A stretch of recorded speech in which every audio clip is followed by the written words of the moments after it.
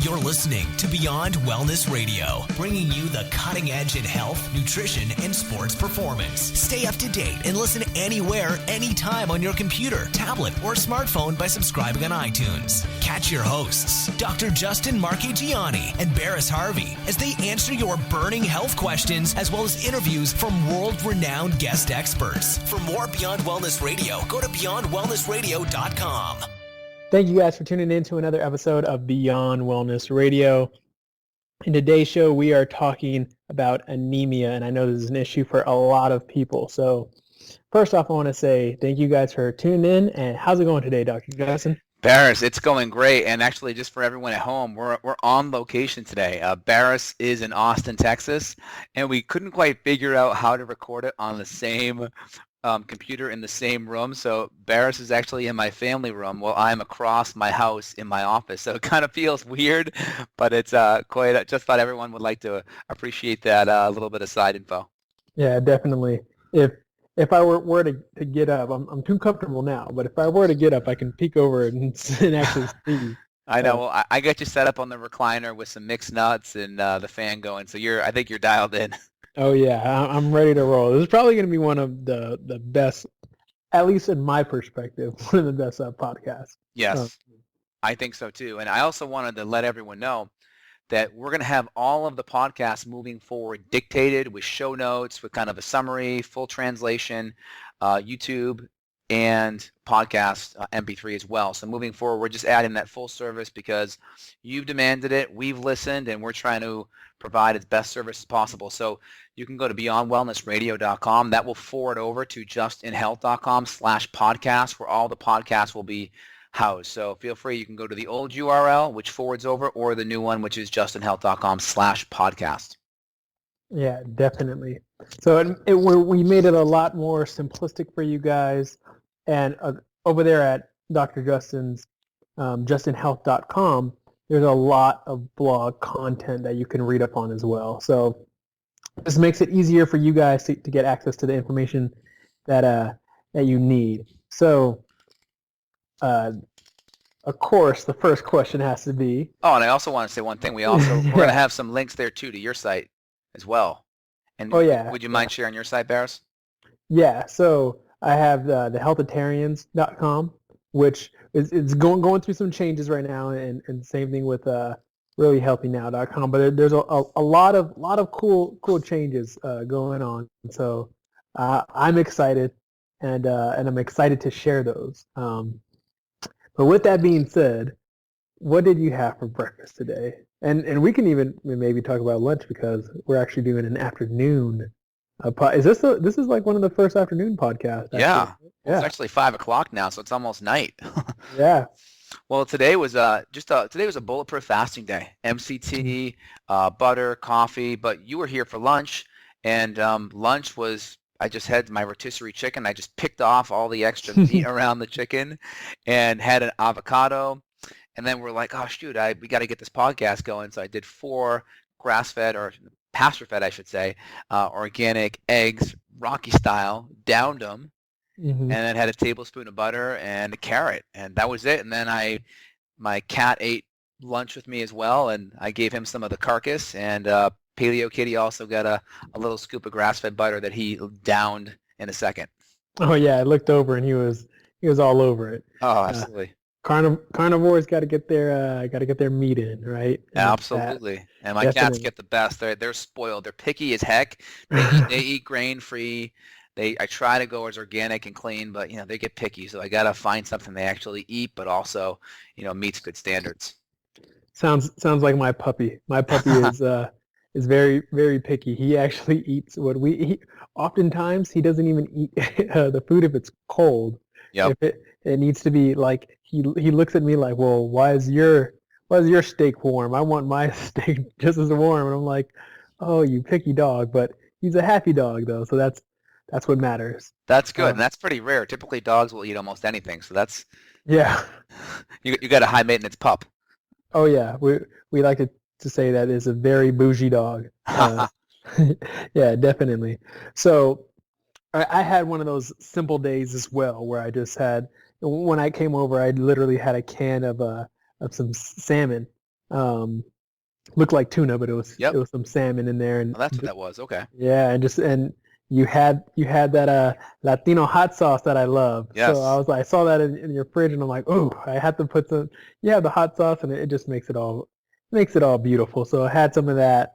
And had a protein shake that you had here, but because we always get caught on these Fridays where our meals are kind of boring. I want to tell you what I ate last Friday. Coming out here to Austin. I actually got taken out by Garrett, who was, if you guys listen to one of our older podcasts, we had him on the show. And there's a pork chop place out here, which is amazing. It's called Perry's. So if you guys ever get the chance to come down here, it's beyond belief. Nice. So all this red meat talk really has me excited to talk about anemia. Love So it. so we have a lot of people, and this is something that's close to home for me. I haven't had anemia, but personally, in the past, even some recently as well, had times where I've been lightheaded, and maybe because I'm uh, very active Yeah. and maybe not had the nutrient base that I needed. But I've had times where I've been lightheaded. I have fainted before in the past. My sister has fainted, and she's anemic, and she takes uh, certain iron supplements, and same thing with my mom. But there's other things that I've been working with them to start to help them and start to change, and they're seeing improvements. And it's also about the type of supplementation. Hmm.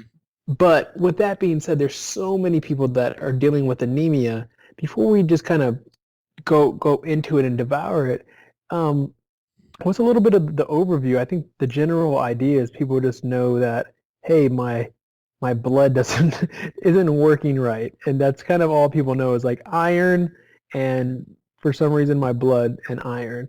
But there's so much to it. So I'm gonna go ahead and break down what's kind of happening with anemia. So anemia is basically just like result. It's basically blood that's just not healthy. It's either Mm, too big or too small, to keep it simple. And we have genetic forms of anemia like thalassemia or sickle cell anemia, things like that, which are maybe more genetic based. But for this show, we're going to just keep it simple, right? We have our microcytic anemia, right? Microcytic hypochromic, that's the technical term. We keep it real simple here. It's your iron-based anemia where the red blood cells get small, okay? And then we have our big cell anemia, or a macrocytic anemia, macrocytic normochromic anemia, or a megaloblastic anemia. And this tends to be where there's B vitamin deficiency, in particular B12, folate, and sometimes B6. So B12, folate, B6.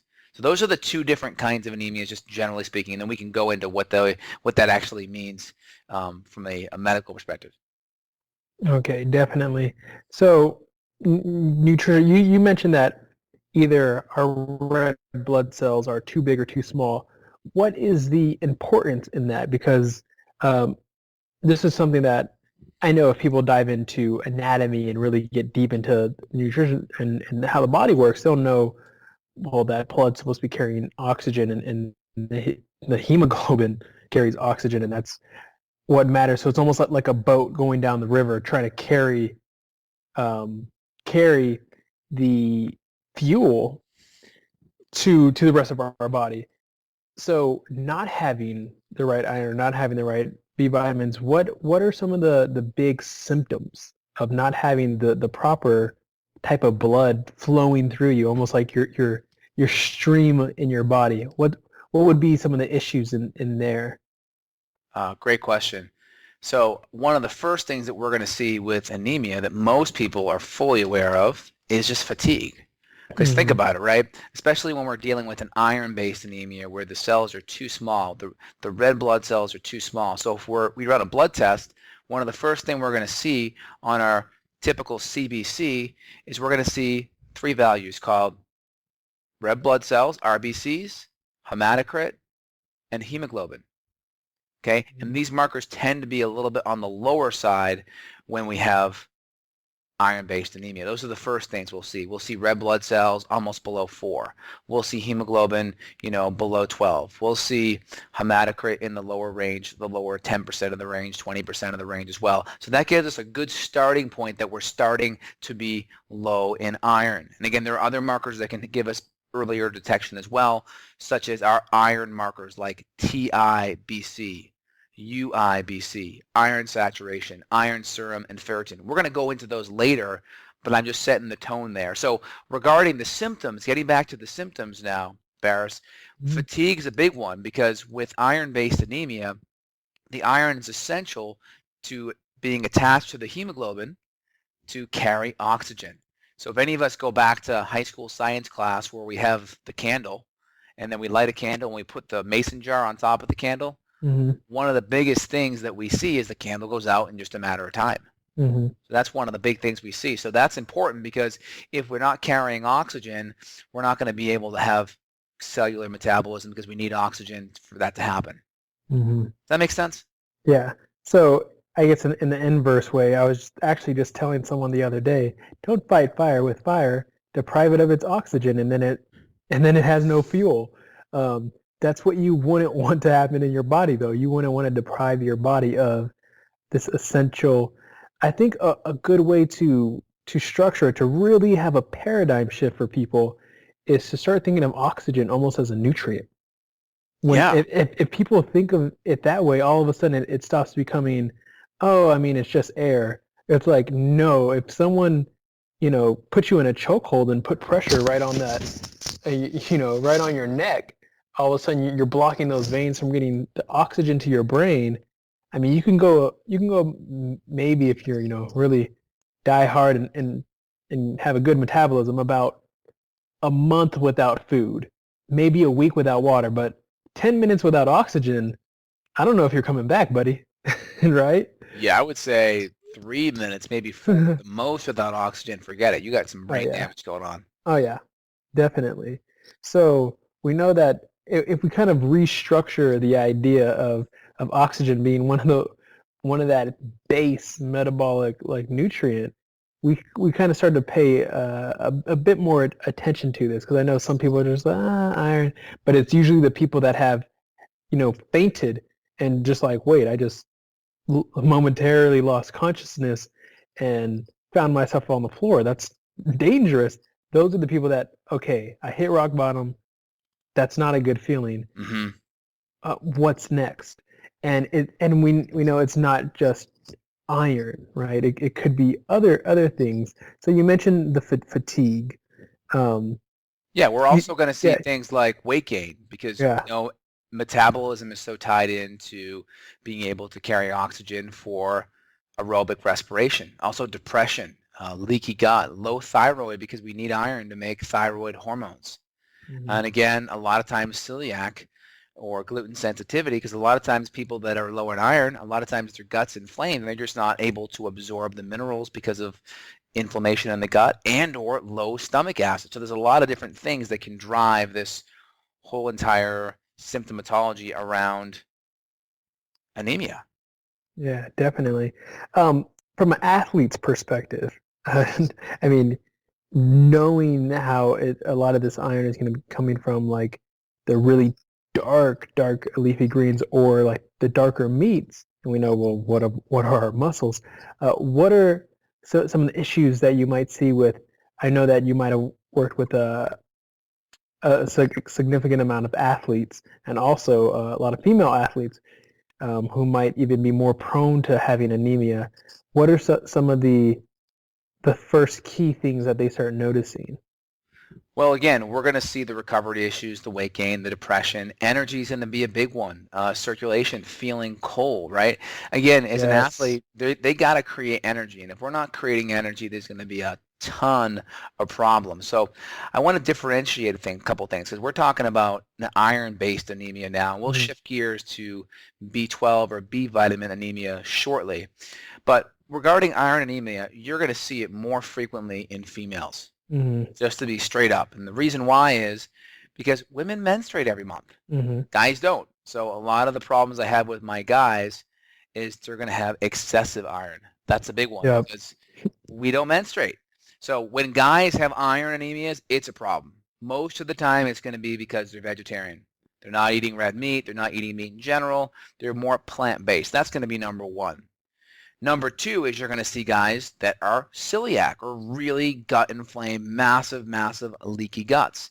And these are going to be people that they're just not absorbing it and or have low stomach acid.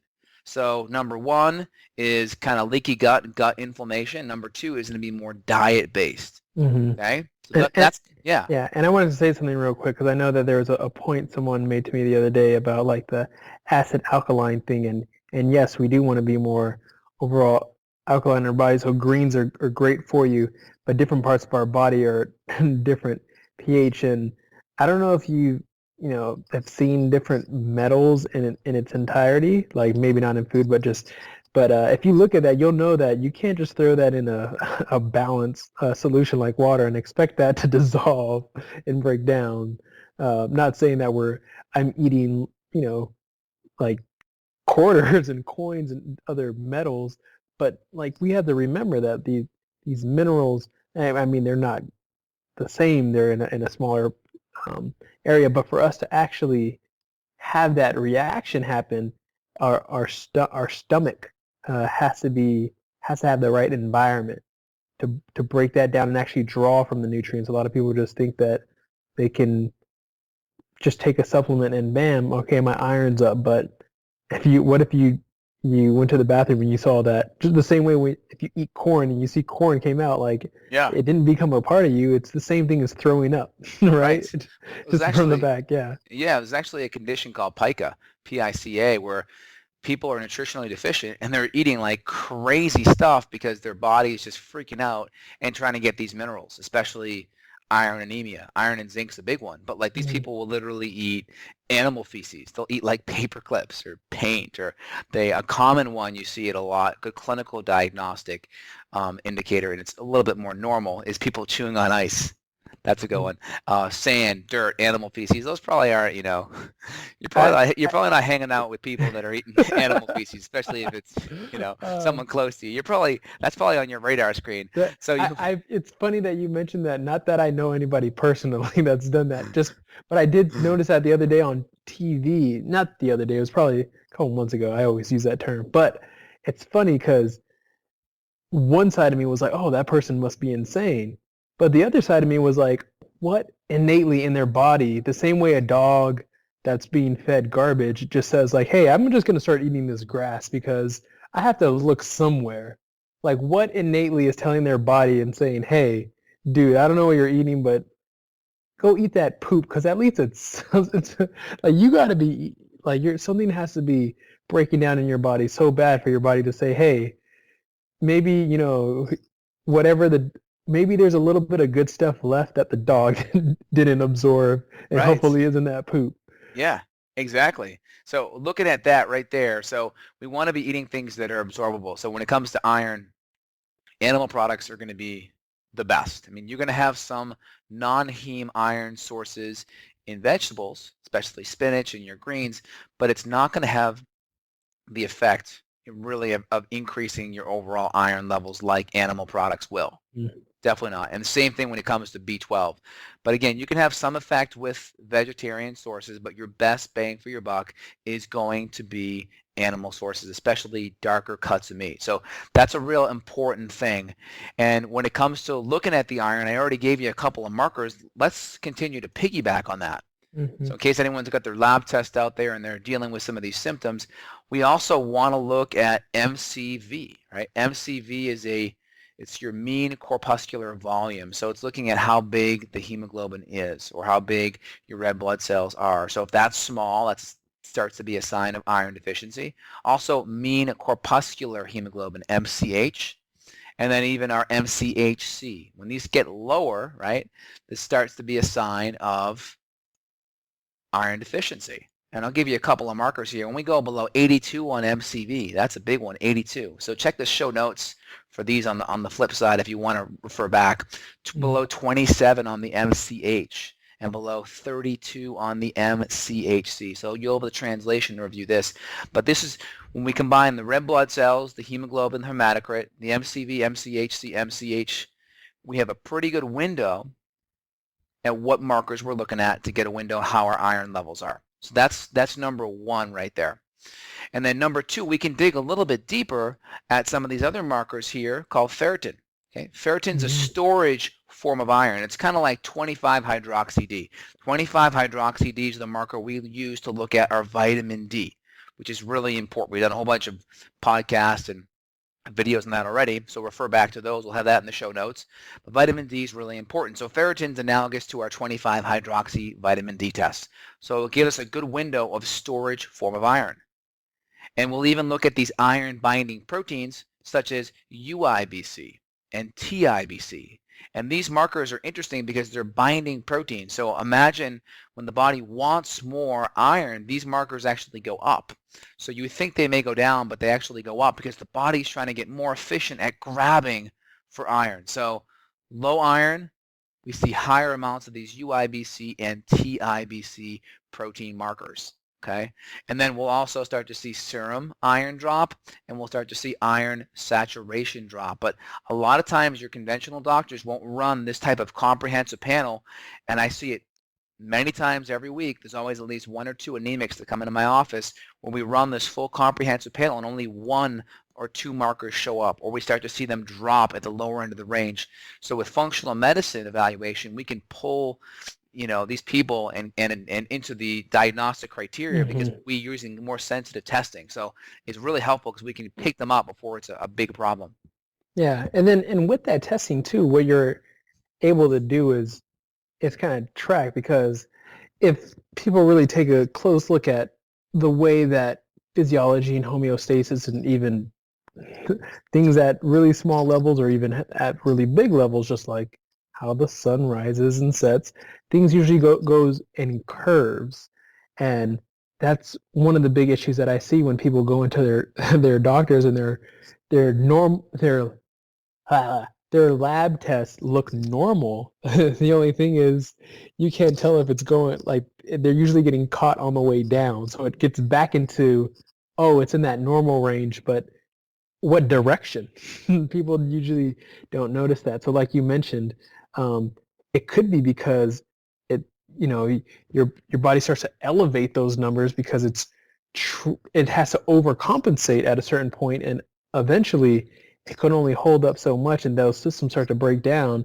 And when those numbers start to fall back down, your doctor says, "Oh, look, you're in the normal range." Right. Maybe not. Right. Exactly. And then let me just piggyback on that and just give some of the other markers here. So when we're talking about ferritin, that's the storage form of iron. Anytime we go below 30 on ferritin test, that's a sign of lower iron. That's a sign of lower iron right there. Also, when your iron serum's below 85 and when our iron saturation's below 20. Those are some good markers. So review the show notes to get those dialed in. But if you look at your blood work and you see any of those, then we got some problems. And if you're eating meat already, especially red meat, and you're already eating leafy greens, then we got some serious issues because we got some gut infections going on here. We got some low stomach acid and more than likely some serious gut inflammation on top of that. Yeah, definitely. Now, I have a personal question. Will measuring your oxygen saturation, like if you have one of those little here, I don't know why I yes, can't think a pulse oximeter. Pulse oximeter, there you go. Well, having that around, because they're not that expensive. You can go into like Walgreens or CVS and find one. If you know that there's an athlete or maybe or just someone with these symptoms, will having something like that be a good tracking tool for them? Well, it could be. I mean, when I'm adjusting and working with patients on a functional neurological level, we'll even put a pulse ox on them to see where their O2 saturation is. And just for everyone, a pulse oximeter, if you go on Amazon, it's a little device that clips onto your finger and it tells you your oxygen saturation. And ideally, you want to be upwards of 97, 98, ideally. And when I see people drop below 95, 94, 93, it starts getting into the danger zone. And we'll even cut the treatment off depending on where they're at, if they're that low, because they're just not going to have enough oxygen and be able to generate enough ATP to withstand the stimulus of the treatment. So it can be a good indicator, but the blood tests are going to be most important to get a complete clinical picture of what's going on. Definitely. Okay, now let's switch gears a little bit. And it's funny too, because a lot of this stuff is going to come from the same food base, but B vitamin deficiency. Yeah. Well, I think that's a great idea. I forgot to talk about iron supplementation though. Oh yeah. Let's go there. So first of all, we always want to mention, because sometimes we assume that the nutrition is right. We want to make that assumption because we believe that you guys are going to make sure you're eating the right foods first. So when we start to go at the supplementation, it's not because we're saying, hey, do the supplementation, that's it, you're good.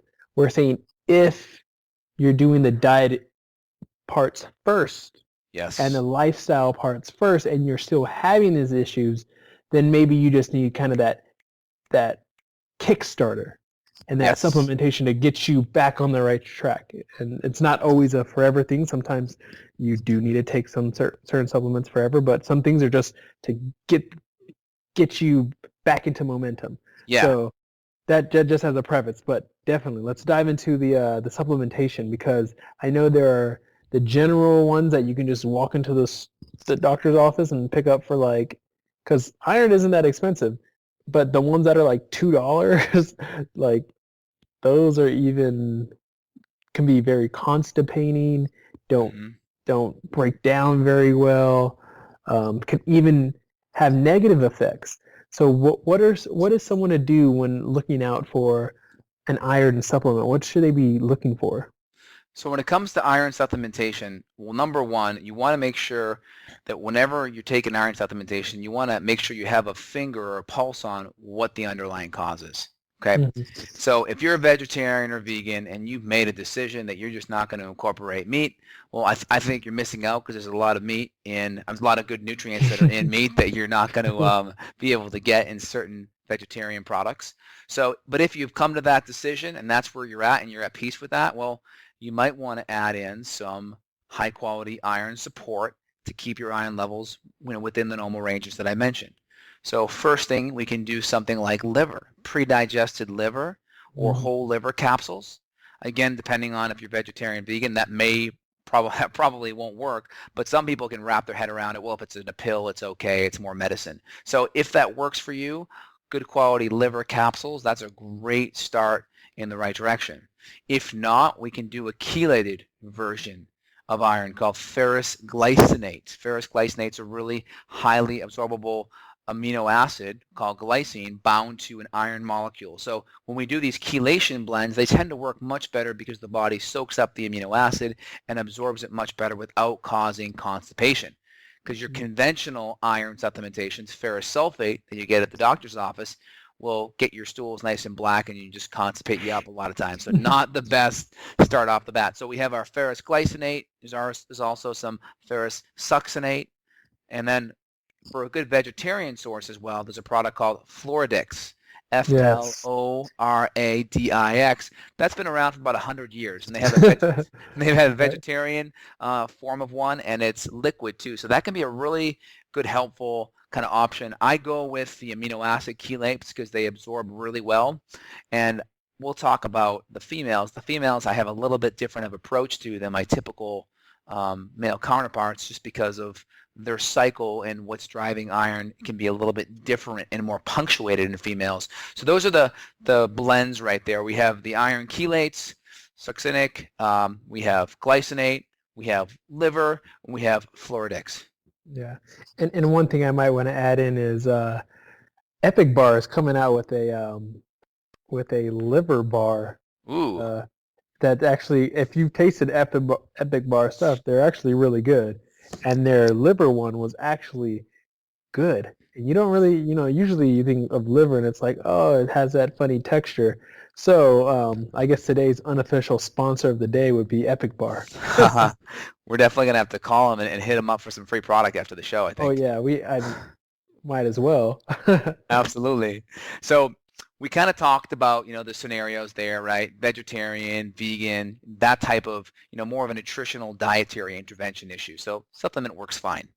Now, what if we have a whole bunch of inflammation? Well, if we got a whole bunch of inflammation going on with some low iron, and we run a comprehensive test that looks at some inflammatory markers like fibrinogen, or let's say C-reactive protein or elevated homocysteine, we may want to be careful of adding iron back into the protocol because that can actually create more inflammation by throwing iron in there. Think about iron as like gasoline on the fire.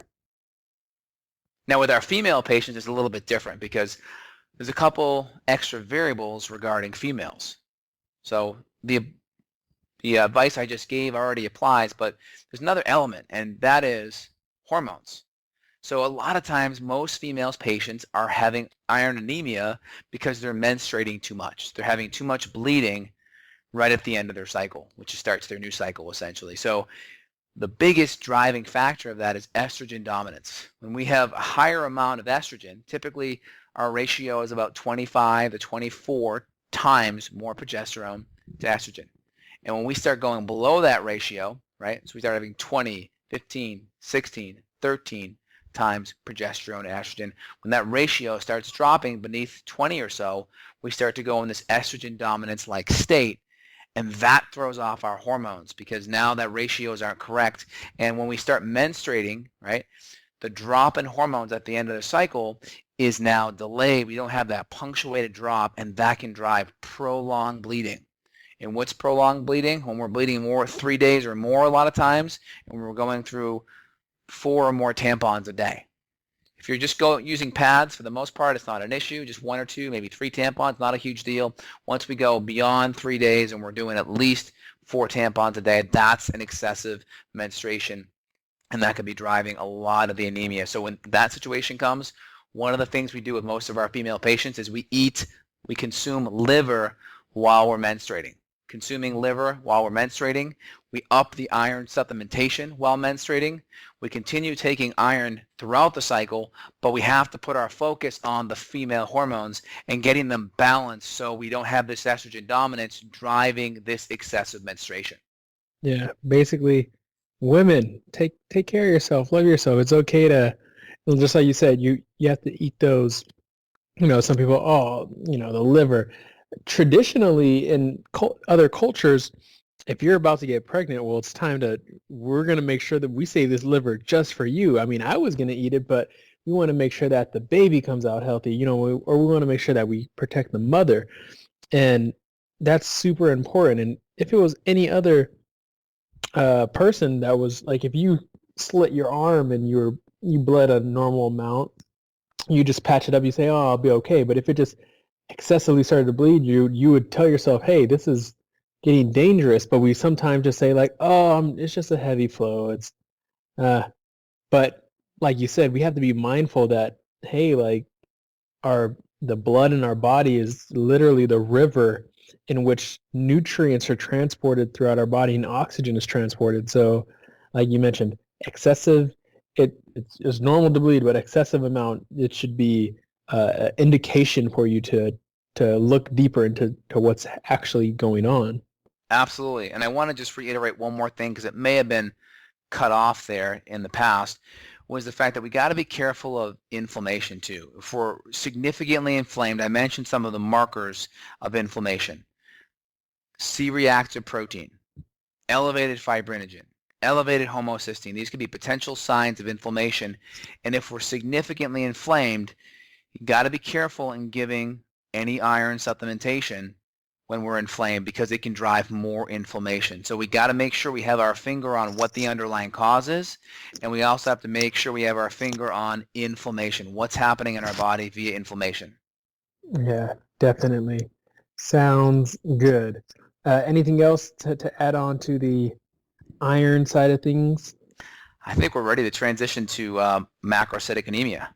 Let's go for it. So that's another one of the big, I want to say, issues with a vegan or vegetarian diet. Not that if there's people that can totally do it, but you have to be very smart about where you get your supplementation, and that's one of the big things is B vitamins. And we kind of, I guess, get this idea that because it's so readily, we make it appear to be so readily available, almost like in these little 5-hour energies, people start to forget about how important it really is. It's, oh, I just get my B vitamins for energy. But when it comes in that whole complex in food, when you're getting, the B12, but also the folate, the B6, and all the other nutrients that you need in there as well, makes so much of a difference. So what's happening when someone is B12 or just B vitamin overall deficient? What's kind of the mechanism going on there? So we're talking about a specific group of B vitamins. We're talking about B9 and B12. So this is important. B9 is your typical folate. Now there's a lot of buzz out there on methylation. And there's this whole genetic SNP test out there called 23andMe. They're looking at a lot of genes, but a lot of my patients are bringing them in. And one of the key ones we look at is this MTHFR, which stands for methyl tetrahydrofolate reductase. And the ACE at the end of that is indicative of it being an enzyme. All enzymes end in ACE.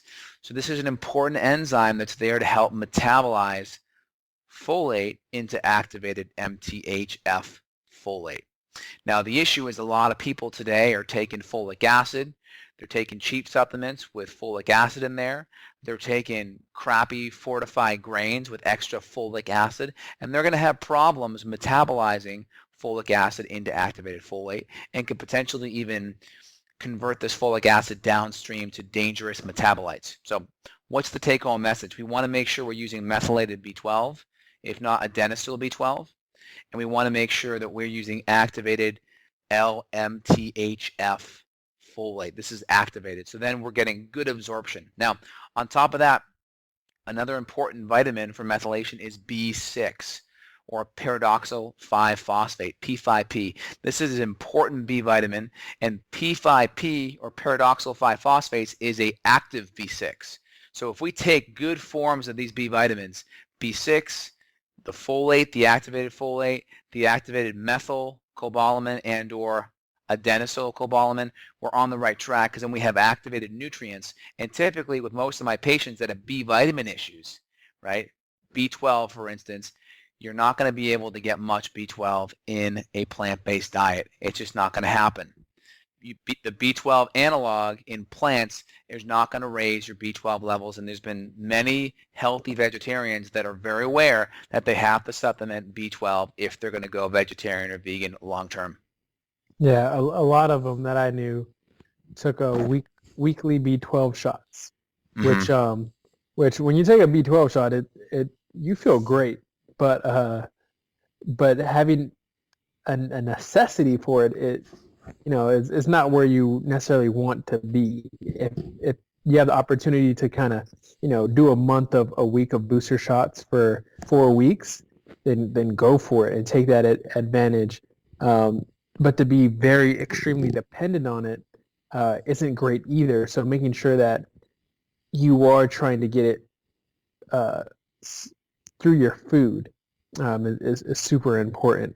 And yeah, the only really rich B12 source I know of in a plant-based, which is a little bit more expensive, but it's a healthy food, is spirulina. I know Energy Bits is a good form, and the Hawaiian spirulina, and I think there's Health Warrior. It would be one more, but those would be some good plant sources. But like you said, besides that,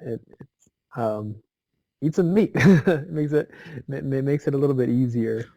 So what about the physiology in there? Like why is the lack of the B vitamins causing this problem of anemia? Like what do the B vitamins do inside of the red blood cells in order to have it function properly? Great question, Bear. So B vitamins, especially B9 or folate, and B12 and B6, they're really important for the maturation of the red blood cell. So red blood cells are interesting, right? If we, have a kid, right? It's if anyone has a baby out there, right? The baby starts really small and then grows big. But in the red blood cell world, the red blood cell actually starts out pretty darn big, and then it gets smaller as it loses its nucleus. So what happens is we get these big, goofy red blood cells. They're not able to lose their nucleus, so they stay really, really big. And we have these markers, like I mentioned, MCV, MCH, MCHC. These are just markers looking at how big the red blood cell is. And when we see the MCV, MCH, and MCHC elevated or high, that's a sign that the red blood cell is not maturing and there's potential for B12 folate and or B6 issues. Yeah, and just for those again who haven't taken an anatomy class, somebody might hear like, "Wait, red blood cell loses its nucleus? Like, I thought all cells had that." Just for people out there, that nucleus takes up energy and ATP, and that's probably not the best thing if you need that blood to just be a carrier of the oxygen. You don't want it to kind of use all the fuel before it gets to its destination. So that's if anybody was wondering like what the heck Dr.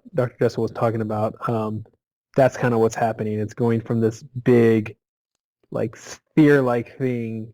If you ever looked in like a microscope, you'll notice like the more purple looking things, that's when it's still young and it starts to mature and it starts to go down and kind of create this almost like this donut shape, or this little like kind of reminds me of a lifesaver actually. Yeah, it does. It reminds me of right. a lifesaver too. So when we see that, right, it's important because we can use these tests, these blood tests to assess exactly how big your hemoglobin or blood cells are. I just want to run through those ranges for people that are listening. Yeah, So go for it. we have our MCV, anything 89.9 and above. MCH, anything at 31.9 and above. MCHC, anything at 36 or above. So that's a good kind of lab range off the bat, so you know if you're getting your levels too high, that there's a potential B vitamin issue. Mm-hmm. Okay. Yeah, and the B vitamins, these are the solubility of them. Solubility of them, it's water soluble, so it's not that you're gonna take too big of a risk overdosing on B12 now, will you? Well, B12, a lot of it does get stored in the liver. So the liver is a pretty big storage site of B12. That's why vegetarians can go so long, because it will store it. Now, other B vitamins are typically water soluble. So if you excess on them, then you will kind of have extra B vitamins in your urine. You'll see the urine get extra yellow. But with B12, it will get stored in the liver, and you can store a couple of months worth in the liver. So you got to be careful with B12. I typically go with anywhere between 400 to 800 micrograms, and we do it sublingually when we're doing it because we want to maximize absorption. Because a lot of B12 issues, they happen because of gut inflammation too. There's another element to B12 that's very unique that we don't see in iron, and that is pernicious anemia. And pernicious anemia is an autoimmune condition regarding the parietal cells. The parietal cells are these cells in your stomach that produce this compound called intrinsic factor. And intrinsic factor binds to B12, and then it goes down in your intestinal tract and gets absorbed in your ileum at the very end of your intestine. So duodenum, jejunum, ileum, the very end of your small intestine. Now, if we have this autoimmune condition where it's destroying intrinsic factor, well, you're not going to be able to tag that B12 and absorb it downstream in the small intestine. So pernicious anemia is vital because if we don't rule that out, we could be giving B12 till the cows come home, but the intrinsic factor to absorb it isn't there. And then so these are the people that not only should they be taking a sublingual, it's probably like a necessity, or these are the people that might even, where I was talking about it being an option earlier, might even need the B12 injections. Is that correct? Yeah, this is where B12 injections could be really, really helpful with a condition like this. It's shown that some of the sublingual may also bypass some of that because you can get it into the bloodstream through the lozenge or drop form. But again, it's really important. If that's the case, we want to do the right test to know if that's the case. So we want to run intrinsic factor antibodies, and we want to run parietal cell antibodies. And it's important because 25% of Hashimoto's patients have this issue. So again, the sicker you get, the more we have these issues, and the more we have these issues, the sicker you get. So it's kind of like, you know, if you're not feeling too good, the chances are that you have other elements like the ones we're talking about with the pernicious anemia. The chances are very strong. So you want to be working with a good functional medicine doctor that can run these tests and rule these other variables out. Yeah, definitely. Because at that point, if you're still dealing with these hidden levels of stressors, you can be like a dog chasing its tail. You're just reaching for the symptoms. So you want to make sure that you're not just, spending a bunch of money on supplements, or I mean, you can even be eating the right foods, but if your body's not breaking them down correctly, if you don't have the right, if your gut's not breaking it down and you're not actually absorbing those foods, then you're not actually healing. So we want to make sure that you're removing the things that are in your way and blocking you from healing, right? Yeah, and that may be cutting out gluten, right? It may be maximizing Yeah. glutathione and vitamin D to help with the autoimmunity. I mean, these are vital things, even though they don't necessarily deal with taking the actual nutrient, but they have an amazing effect on cooling down the immune response that may be driving a pernicious anemia. So on that note, we have serum B12, and I'll run serum B12 sometimes. It's not a great marker if you're already taking B12 because the B12 is going to be in your blood. The question is it getting to your cells? Now, when that happens, we want to look deeper. And a couple of tests that can be run. You can run a urinary methylmalonic acid test. And methylmalonic acid is an organic acid, and typically that organic acid goes high when there's low levels of B12. So it's a really good indicator. So methylmalonic acid gets metabolized when there's B12. So if there's not enough B12, guess what happens? It gets elevated. So when we see it go high, above 14, 15, 16, 17, if I remember correctly on my lab review papers, that's going to go up, and then that's going to be a sign that we're not getting enough B12 in the cell. There's also a couple other tests out there, one by Quest Labs called trans-halocobalamin. I have not used that marker yet. I typically just use the methylmalonic acid, but that's another marker out there you may want to be aware of. Yeah, definitely. So did we want to give a quick summary, or is there anything else that you wanted to add on a specific note? Yeah, I think quick summary is, one, iron-based anemia. If we go back, actually, let's just start the B12-based anemia here. One, we want to make sure that, if you're not eating animal-based products, there's a good chance you could develop a B12 issue just because of the fact B12 is primarily going to be coming from your animal products. You get some in vegetable products, but they're analogs, and they're not going to have as much of an effect on your B12 levels. That's number one. Number two, figure out where it's caused, what the issue is. Is it gut inflammation, autoimmunity, or is it just a pure nutritional deficiency, or is it low stomach acid because you're not breaking down a lot of your foods well? Remember, the same cells that make intrinsic factor are the same cells that make hydrochloric acid. Those are your parietal cells, so don't forget that connection. And then next, choose the right supplementation. Methylated B12, adenosyl B12, sublingual. Make sure you're taking it with activated folate and more than likely a good spectrum of other B vitamins, at least high quality B6. So that's kind of the whole summary for the B vitamin anemia. Do you want to add to that? No, I think you got it all down, and you even went over some. I'm gonna mess up the way I'm saying this.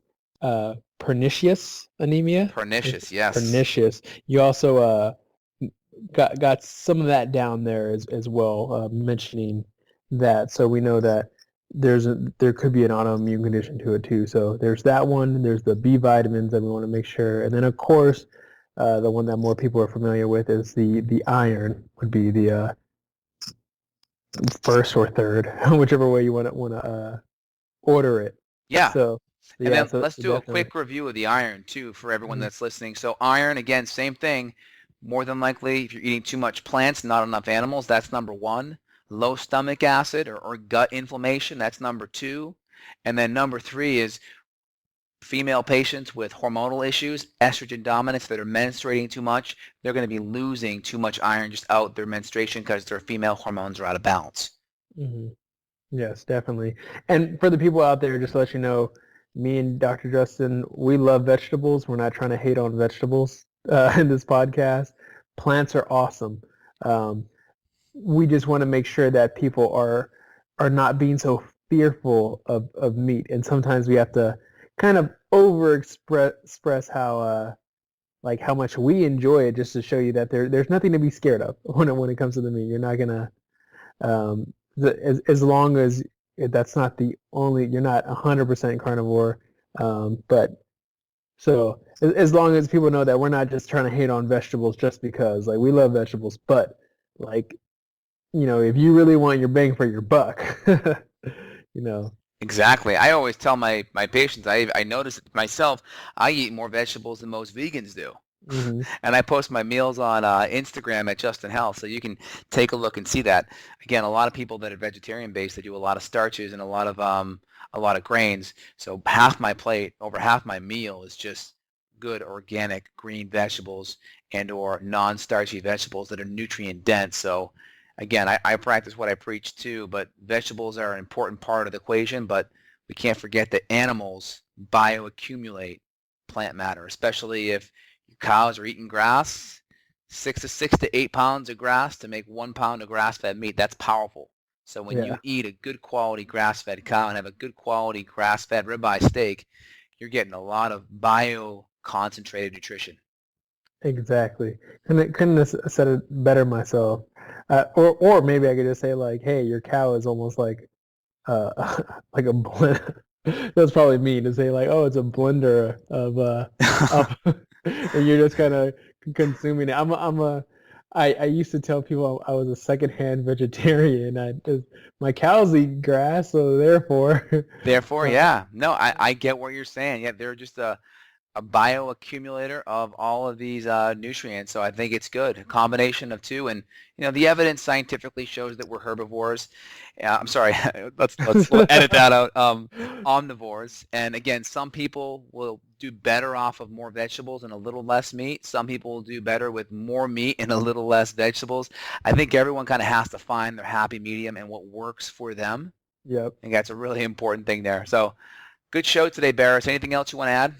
I think that was great. I know that people really need this information. I could be telling that to myself as well. So, um, just like all you guys out there, I'm going to make sure that I'm going to be mindful of my iron and my B vitamins, and making sure that I'm not allowing too many stressors into my life, or to make sure that my gut is doing well. So that way I can make sure that my blood is rich with great, delicious oxygen. That's a new nutrient.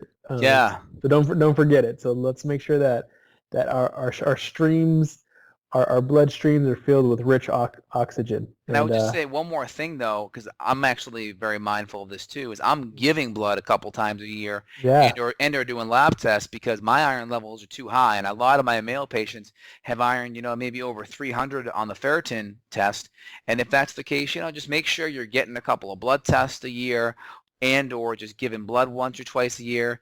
So that's a good way to get rid of that extra iron, just to make sure you're not accumulating it as you're a guy, because you're not menstruating every month like a woman is. yeah. And homeostasis.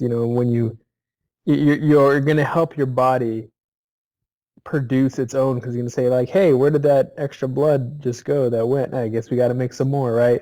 So you could get some benefits for the males that have excess.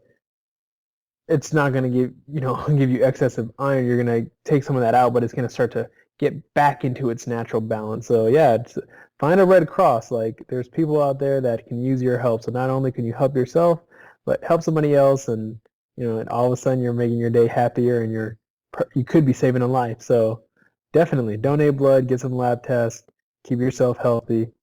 Um, I think we got a really good one here. I think I'm enjoying the recline version of our podcast. Awesome. And just check out the translation of it, justinhealth.com/podcast, or go to beyondwellnessradio.com.